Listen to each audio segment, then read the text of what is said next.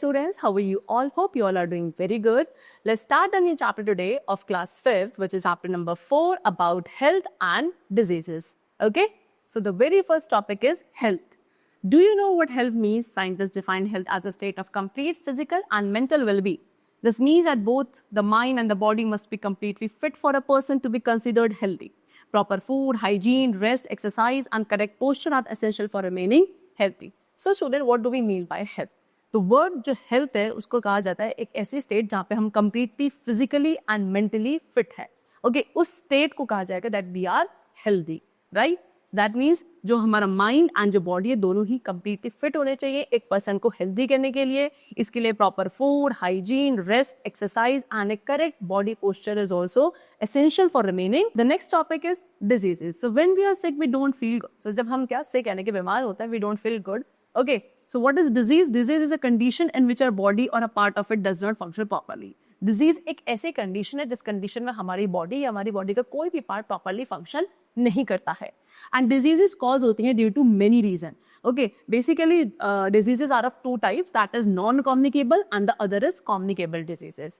So the very first is non-communicable diseases. When anyone does not take a balanced diet, his food lacks in one or more of the food nutrients. Diseases are caused when one or more nutrients are not present in the daily diet in the required amount, and thus diseases caused by lack of nutrients in our diet are called deficiency diseases. So students, जब भी कोई एक person एक balanced diet नहीं लेता है, that means what कि उसके फूड में, उसकी डाइट में कोई भी एक सादा न्यूट्रिएंट्स की डेफिशिएंसी है, कमी है. एंड जब हमारी बॉडी में कोई भी एक पर्टिकुलर न्यूट्रिएंट की डेफिशिएंसी यानी कि कमी होने लगती है एक बहुत ही लंबे टाइम पीरियड से, then we are going to suffer from any non communicable disease, right. चलो, सो ऐसी डिजीजेस जो लैक ऑफ न्यूट्रिएंट्स, हमारी डाइट में न्यूट्रिएंट्स की कमी की वजह से जो डिजीजेस होती हैं उन्हें नॉन कम्युनिकेबल डिजीज कहा जाता है.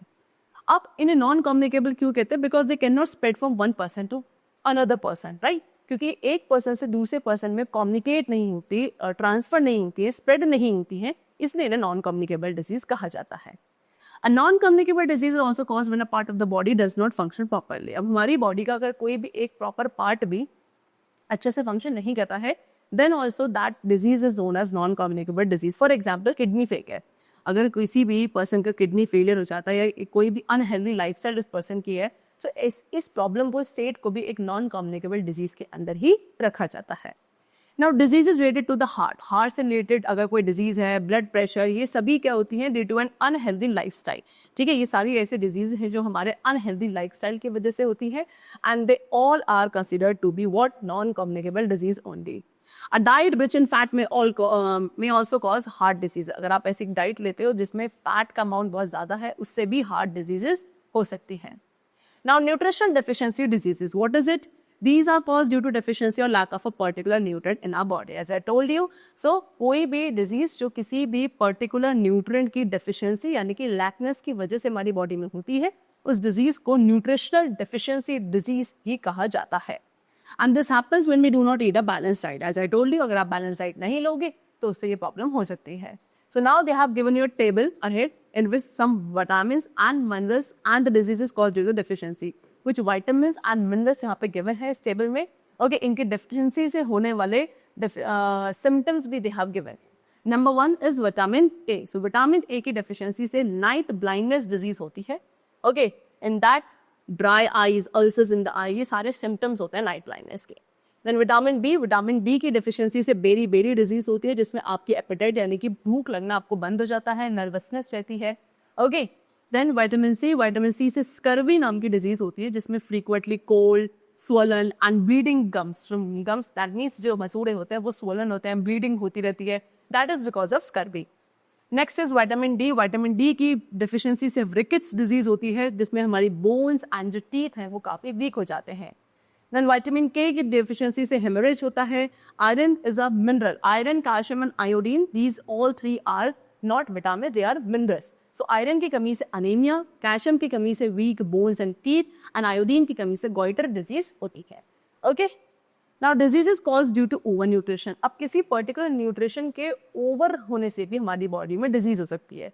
जैसे कि overeating of a particular nutrient may also cause a disease. For example, obesity is a result of overeating और excess of fat and carbohydrates. किसी भी पर्टिकुलर डिजीज का कारण क्या हो सकता है, किसी न्यूट्रिएंट का ओवर ईट होना भी। ओके, जैसे कि ओबेसिटी एक डिजीज है जो कि एक्सेस ऑफ फैट और कार्बोहाइड्रेट के इनटेक से होती है। Okay, a part of carbohydrate or fat which is not used in the store in our body for future use, this fat makes us obese. So carbohydrate और fat का कोई भी एक ऐसा पार्ट जो हमारी बॉडी स्टोर नहीं use नहीं कर रही है इन द फ्यूचर, एंड वो हमारी बॉडी में स्टोर हो जाता है, डिपॉजिट होने लगता है। इस प्रॉब्लम से ही आगे क्या होता है, ये जो फैट है, एक्स्ट्रा फैट जो हमारी बॉडी में स्टोर हो रहा है, इससे हमारी बॉडी ओबेस एंड के फैटी हो जाती है। Okay, so these were the types of non-communicable diseases. Now, other basic type is communicable disease. So, as the name suggests, ये वो diseases होंगे जो कि एक person से दूसरे person में spread हो सकती हैं, transfer हो सकती हैं, right? So, these are the diseases that can be passed from one person to the another. So, communicable or infectious diseases are spread by microbes or germs called bacteria, protozoa and viruses. So, वो diseases जो एक person से दूसरे person में transfer होती हैं, उन्हें आप communicable या infectious disease कहते हो। ये यूजुअली माइक्रोब्स और जर्म्स के थ्रू स्प्रेड होती हैं, like bacteria, protozoa, virus. Okay, ये जर्म्स स्टूडेंट्स किसके थ्रू, कफिंग, स्पिटिंग या स्नीजिंग के थ्रू स्प्रेड होते हैं। एंड जैसे ये जर्म्स किसी एक पर्सन की बॉडी में एंटर करते हैं उसकी नोज या माउथ के थ्रू या फिर फूड एंड वाटर के थ्रू, ओके, तो उस पर्सन को भी क्या कर देते हैं, ये सिक कर देते हैं। They can also enter the body through cuts in the skin. आपकी अगर स्किन पर कोई कट है उसके थ्रू भी ये माइक्रोब्स या जो जर्म्स हैं they could enter your body. Bacteria से होने वाली डिजीजेस कौन कौन सी है, like plague, tuberculosis, typhoid, pneumonia, meningitis. Okay, then protozoa cause diseases like malaria and amoebic dysentery, and virus से डिजीज होती हैं like common cold, polio, chicken pox and measles. Now, some of the ways in which these diseases spread are discussed below. अब यहाँ पे कुछ ways या कुछ agents given हैं जिसके थ्रू ये डिजीजेस स्प्रेड होती है person to person. Number 1, through direct contact. Direct contact से, जैसे कि a healthy person can get germs by coming in contact with an infected person. एक हेल्दी पर्सन को क्या है, एक हेल्दी पर्सन के अंदर भी ये जर्म्स एंटर कर सकते हैं अगर वो किसी इन्फेक्टेड पर्सन के कॉन्टैक्ट में आता है, या उसकी जो क्लोथिंग्स हैं या बाकी सब कोई भी चीज़ अगर इन्फेक्टेड पर्सन ने यूज़ करनी है और उसके डायरेक्ट कॉन्टैक्ट में एक हेल्दी पर्सन अगर जाता है तो उससे भी ये डिजीज उस पर्सन में ट्रांसफर हो सकती हैं। Chicken pox, ringworm, whooping cough, measles, these all spread through direct contact. Okay? Next is through air. Air के through भी students virus or any kind of germ could spread like common cold, flu, measles, ये सभी air के through spread होते हैं। When a sick person, कोई भी एक sick person जब sneeze या cough करता है तो काफ़ी सारे large number of germs हैं जो कि air में release हो जाते हैं। And जैसे ही इस air को कोई एक healthy person breathe करता है, he get infected by that particular disease. Okay? Then third we have through food and water. Food and water के थ्रू भी ये डिजीजेस स्प्रेड होती हैं। मेनी जर्म्स, काफ़ी सारे जर्म्स हैं जो कि फूड एंड वाटर को कंटेमिनेट करते हैं। एंड कुछ डिजीजेस हैं like typhoid, cholera, diarrhoea, dysentery, jaundice, food poisoning, ये सभी स्प्रेड होती हैं इसी कंटेमिनेटेड फूड एंड वाटर के through. Milk from infected cow, infected cows के मिल्क से भी इन्फेक्शन हो सकता है। Through insect bites, insect bites के थ्रू भी, see some insects are the carrier of germs, कुछ इंसेक्ट्स ऐसे हैं जो जर्म्स के कैरियर होते हैं। ओके, लिविंग ऑर्गेनिज्म, वो लिविंग ऑर्गेनिज्म जो अपने अंदर क्या करते हैं, डिजीज कॉजिंग जर्म्स को कैरी करते हैं, उन्हें हम वेक्टर्स कहते हैं। And then these vectors bite a sick person, and जब ये वेक्टर किसी भी सिक पर्सन को बाइट करता है वो क्या करते हैं, अपने अंदर उस पर्सन के ब्लड को सक कर लेते हैं जिसके अंदर उस डिजीज के जर्म्स हैं। एंड ये जर्म्स फिर जैसे किसी हेल्दी पर्सन पे पास ऑन होंगे, जैसे कोई इंसेक्ट दोबारा किसी हेल्दी पर्सन को बाइट करेगा तो जो उसने जर्म्स इन्फेक्टेड पर्सन से उठाए थे वो उसको ट्रांसफर करेगा to that healthy person. Okay, इस तरीके से क्या इंसेक्ट बाइट के थ्रू भी डिजीजेस स्प्रेड होती हैं। So common disease which are spread by insect bite are malaria, dengue etcetera. Next is through carriers. अब और कुछ कैरियर्स हैं जैसे कि sometimes healthy and strong person may carry germs of some diseases. कभी कभी हेल्दी एंड जो strong person होते हैं वो भी कुछ डिजीजेस के जर्म्स को कैरी करते हैं like typhoid, dysentery and smallpox, and इन पर्सन को बोला जाता है carriers. Okay, such carriers do not develop disease in themselves but may transfer the germs of the disease in those who come into their direct contact. ऐसे जो carriers होते हैं इनकी बॉडी में खुद कोई डिजीज नहीं होती है, लेकिन ये किसी भी पर्टिकुलर डिजीज के जर्म्स को जरूर किसी अदर पर्सन में ट्रांसफर कर सकते हैं if they come in their direct. The next topic which we have is prevention of communicable diseases. So अभी हमने यहाँ पे non communicable and communicable diseases को डिस्कस करा। अब कैसे हम कम्युनिकेबल डिजीजेस को प्रिवेंट कर सकते हैं, that we have to discuss now. So controlling breeding and spreading of germs can be done in a number of ways. So basically आपको communicable diseases को prevent करने के लिए germs की breeding and spreading को control करना पड़ेगा. That could be done in a variety of ways. See, the best way to prevent a disease is by controlling the breeding and spreading of germs. As I told you, so number 1, germs of certain disease. कुछ diseases के germs हैं जो कि articles पे रह जाते हैं, like clothes, comb, towels, towels, okay, toys जो कि किसी पेशेंट ने यूज करे हैं। एंड इन सभी आर्टिकल्स जिसके अंदर आपका लिनन एंड क्लोथिंग भी होता है, इन सभी को डिसइंफेक्ट या बॉयल करना जरूरी होता है to kill the germs. Floor and the walls of the room must be spread with a disinfectant. Okay, उस रूम में, जिस रूम में वो पेशेंट था, उस रूम के फ्लोर एंड वॉल्स को भी हमें किसी डिसइंफेक्टेंट के थ्रू स्प्रे करके क्या करना चाहिए, क्लीन करना चाहिए। Next is biogas.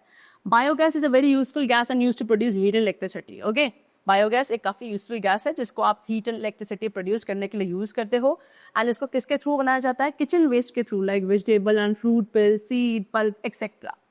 Cow dung को भी आप यूज कर सकते हैं। एंड ये सभी वेस्ट को क्या किया जाता है, पहले कलेक्ट किया जाता है एंड कवर्ड टैंक के अंदर फिल किया जाता है। उसके बाद हम इसे एक स्पेशल वे में ट्रीट करते हैं टू मेक इट बायोगैस।